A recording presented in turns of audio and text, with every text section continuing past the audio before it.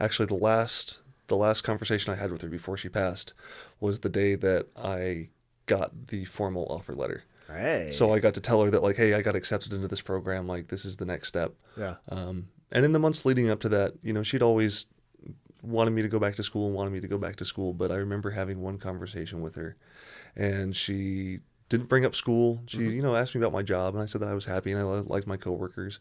And she said, "Oh, you're happy?" I was like, "Yeah, Grandma, I'm happy." And she said, "Okay, that's the most important part." Okay. I was like, "I know I've been on you about getting a degree, but if you're happy, that's the most important part." I never heard her say that before. Huh. Is that fun? Yeah, it was great. Yeah. That's another side of you. So, and now as you're kind of embarking on this journey, and she's no longer with us. How are you kind of keeping her in mind as you're going through these different stages of you got accepted, you're in that kind of like weird limbo stage before you officially head out. Yeah. And then how are you kind of foreseeing yourself handling the next bit of this journey with her in mind? With her in mind. Well, one of the stops that I'm going to make on my drive out to Oklahoma is to see my cousin, who she was also the grandmother of. So I get to spend that time with her and get to reconnect and kind of talk about her life. My grandma loved to send books. I'd get a book like twice a year. If she found a book that she liked, she'd buy one for everybody. Wow. And she's like, "You've got to read this. You've got to read this." So I still have a lot of her books. How many of those have you actually read? Yeah, no, it's Sorry, Grandma. I'm a very slow reader, so it's like if my grandma did the same thing, I'm like swimming to my eyeballs in books right now. I can't do these all. But I still have a lot of them, and so I'm going to take those with me. Nice. And kind of use her as inspiration to like keep reading, because in a very digital world, there were a long number of years where I didn't find myself with an actual physical book in my hand. Yeah. And I started reading recently again, and I missed it. I just missed that immersive experience. And again, like the what to do when you're alone or when you're overwhelmed, like just immerse yourself in a book, in a well-written book in another world. Yeah. It's a lot of fun. So yeah, I started picking up reading, pandemic time, because it's like, that's also about the time where I was, starting the podcast. And so I was very much in front of a screen, whether it was computer or, computer for a webcam or for Zoom. That's the word. Or just computer for work or phone. And then, so I was like, I kind of want to break. And so I got really good at it, but now it's to that point where like I read if I can't fall asleep. Oh, okay. So it's like I use it to kind of like exhaust my brain out. Sure. And it's like it's been working, because I'm not like trying to fall asleep at like 10:30, 11 o'clock at night, and it's like crap, I've work, and so it's like maybe I'll just be on my phone. I don't know. So other than using reading as your way to kind of de-stress, what has been another kind of like nice hidden benefit of diving back into books? I mean, the mental stimulation is huge, like the visualization, instead of, just sitting there and scrolling through videos and just kind of being Mindless. bombarded. Yeah, mindless. Yeah. Just by doom scrolling. There's a lot of knowledge to be gained in books. There's a lot of history. I love reading biographies. I love reading, about people, as well as funny stories.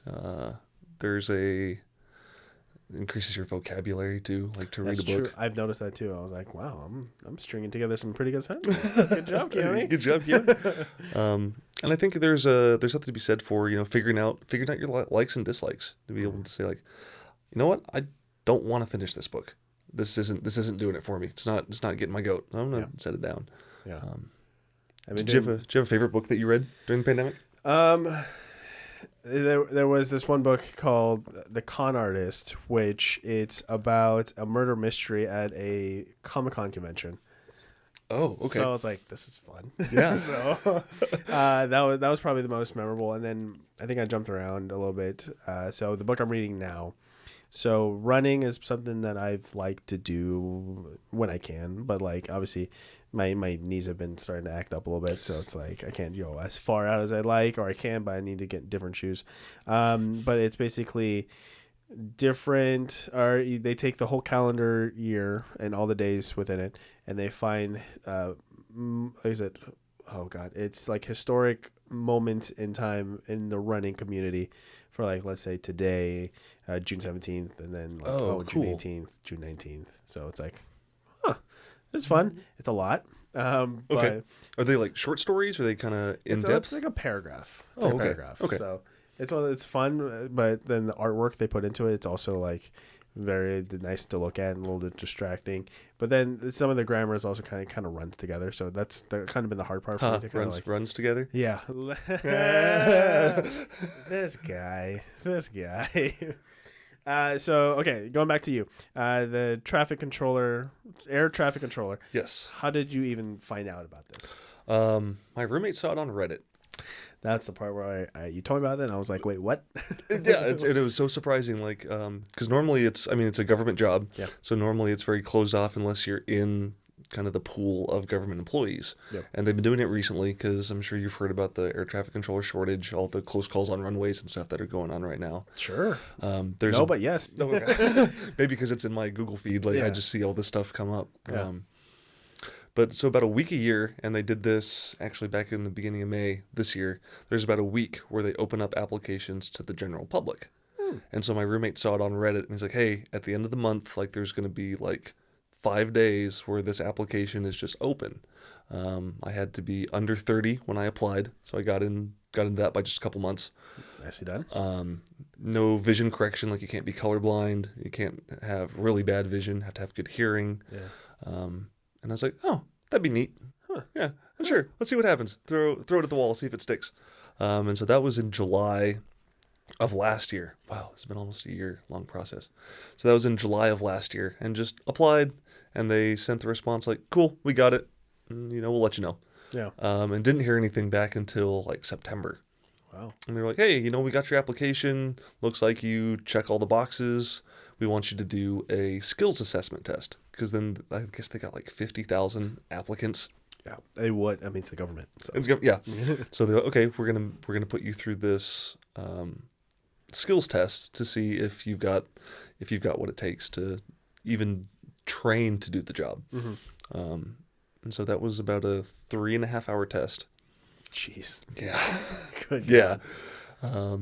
Dealing with like number memorization, solving basic like algebra equations. There was some looking at radars and having to like determine if planes are going to crash.